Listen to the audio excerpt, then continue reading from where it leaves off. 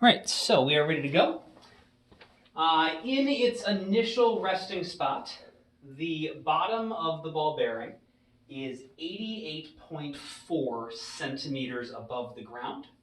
And the length of our pendulum, so from the top of the string down to the bottom, is 91.6 centimeters. So we are going to take and bring this back to our release height. And we're going to release it from 120 centimeters above the ground. So let me get this to 120 centimeters. Make sure that I am lined up.